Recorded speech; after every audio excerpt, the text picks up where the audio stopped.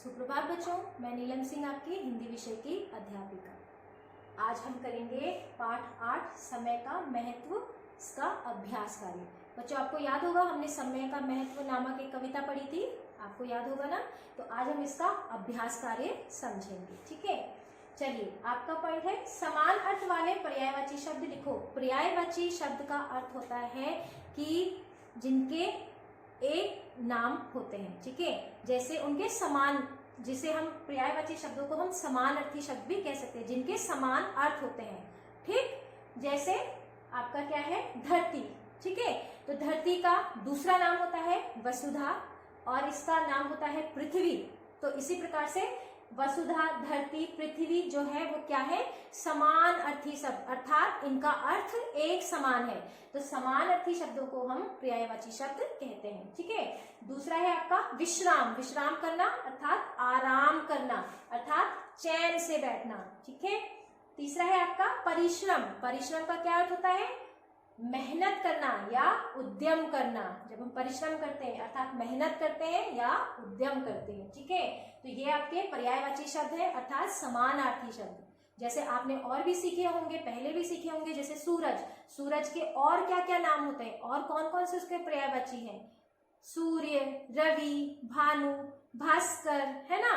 तो इसी प्रकार से इनके भी नाम दिए गए हैं। चलिए बच्चों, ये देखिए आप, ये है हिंदी की गिनती। मुझे मालूम है आपको इंग्लिश की गिनतियां तो बहुत अच्छे से आती हैं, लेकिन हिंदी की गिनती कम ही बच्चों को आती है ना।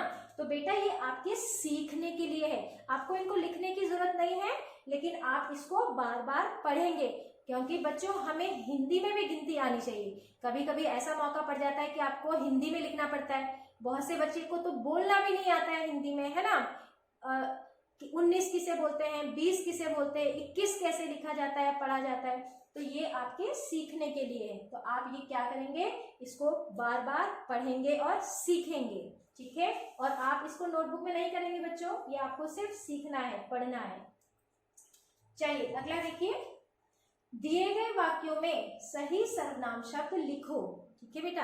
आपको क्या करना है, सर्वनाम शब्द लिखने हैं। हमने सर्वनाम शब्द सीखे थे, आपको याद ही हो गया। किसके बदले सर्वनाम शब्द लगाए जाते हैं, संज्ञा के बदले। Very good. तो संज्ञा के स्थान पर जिन शब्दों का हम प्रयोग करते हैं उसे क्या कहते हैं, सर्वनाम। जैसे मैं, तुम, आप, हम, हमारा, उसे, उसके, तुम्हारा, तुम्हें, ठीक है। तो ये सारे शब्द क्या कहलाते हैं, सर्वनाम।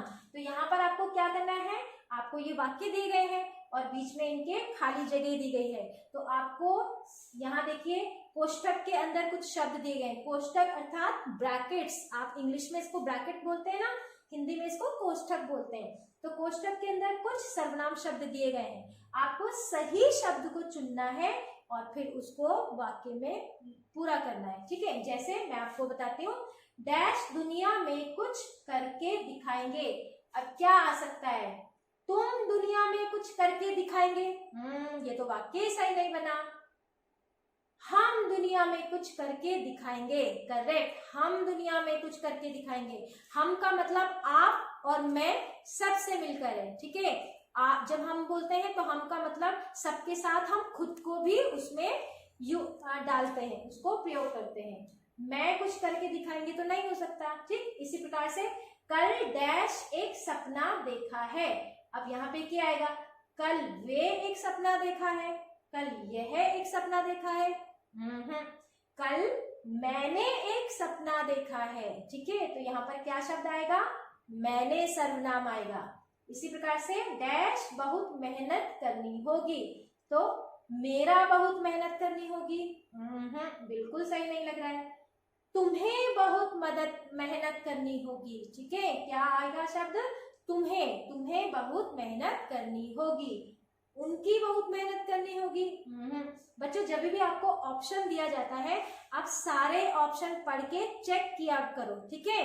तो आपको जब हम वाक्य सही नहीं होगा तो जाहिर सी बात है कि वहां पर वो शब्द भी सही नहीं आएगा। डैश किसी से नहीं डरता, इसका किसी से नहीं डरता, गलत वाक्य। उनका किसी से नहीं डरता, गलत वाक्य। वह किसी से नहीं डरता, करेक्ट। तो यहाँ पर कौन सा शब्द आएगा? वह किसी से नहीं डरता। इसी तरह से डैश दुनिया में नाम रोशन कर दिया, तुम्हारा दुनिया में नाम रोशन कर दिया, ठीक है, ओके। उन्होंने दुनिया में नाम रोशन कर दिया, ठीक है। आप दुनिया में नाम रोशन कर दिया, तो क्या हो सकता है? तुम्हारा या उन्होंने? ये तो आपको सोचना है, सोच के कीजिए, ओके। चलिए आगे देखते हैं। अच्छा बच्चों देखो, आप समय पर कौन से कार्य करते हैं? चित्र देखकर अपने सहपाठी से चर्चा करो तथा एक दूसरे को 3 कार्य समय पर करने का सुझाव दो। बच्चे अभी तो स्कूल नहीं है, तो आप अपने मित्रों से अगर फोन पर कर सकते हैं तो कीजिए, क्योंकि हम अभी तो कक्षा में नहीं आ पा रहे हैं, तो अभी इस प्रकार का कार्य नहीं कर सकते, ठीक है। लेकिन आप चित्र तो देख सकते हैं। समय पर नहाना होता है, समय पर पढ़ाई करनी होती है, समय पर खेलना होता है और समय पर सोना होता है। आपने वो कहावत सुनी होगी ना, early to bed and early to rise, है ना, makes the man healthy wealthy and wise. जो लोग समय पर सोते हैं और समय पर जागते हैं वही क्या बनते हैं? हाँ, हेल्दी वेल्दी एंड वाइज, ठीक है, सेहतमंद बनते हैं, अच्छा उनकी और अच्छी बुद्धि होती है, बुद्धिमान होते हैं, ठीक है। अच्छा बच्चों, ये आपके लिए और ये बहुत अच्छी चीज है समय तालिका। अपने लिए एक आदर्श समय तालिका बनाओ और उसका पालन करो। अब ये आपका कार्य है जिसको आपको रेगुलर बेस पे करना है, अर्थात रोज करना है, डेली बेस पे करना है, ठीक है। यहाँ पर आपको क्या करना है? अपने लिए एक आदर्श समय तालिका बनानी है। आजकल आप स्कूल तो आते नहीं है, घर में रहते हैं, लेकिन उसके बावजूद भी आपकी क्लासेस तो चलती हैं, जूम सेशन चलते हैं ना, तो आपको यहाँ पर अपनी समय तालिका बनानी है कि आप, अब जैसे यहाँ पर दे रखा है उन्होंने 6 बजे उठना, ठीक है, सब अभी जैसे मैंने बोला था ना, तो आपको समय पर उठना चाहिए, तो आप 6 बजे उठेंगे। उसके बाद से आपको अपनी समय तालिका बनानी है, फिर कितने बजे आप उठकर नहाएंगे, कितने बजे आप ब्रेकफास्ट या नाश्ता करेंगे, फिर पढ़ाई कितनी देर से कितनी देर आप पढ़ाई करते हैं, पढ़ाई में कितनी देर से आप सिर्फ उसको रिवाइज करते हैं, रिवीजन करते हैं, और कितनी देर आप लिखित कार्य करते हैं वो भी मेंशन करेंगे तो अच्छी बात होगी। फिर कितनी देर आप खेलते हैं, फिर आप कितनी देर खाना खाते हैं और सोते कब है, तो ये सारा आपका क्या होगा? समय तालिका, ठीक है। आपको अपना रूटीन लिखना है इसमें। अच्छा बच्चों, ये चीज ध्यान से देखिए, ये आपने मैथ्स में भी सीखा होगा, समय देखना तो आपने सीखा होगा ना, तो आप क्या करेंगे? घड़ी के चित्रों में सुइयां बनाकर नीचे लिखे समय को दर्शाओ। अगर आप नीचे देख सकते हैं, नीचे देखिए, यहाँ पर आपको समय दिया गया है, ये कितना है? 1:30, वेरी गुड, 1:30, ये 6:15, ये 4:45, ये 7:15 और ये 2:30। तो आपको क्या करना है?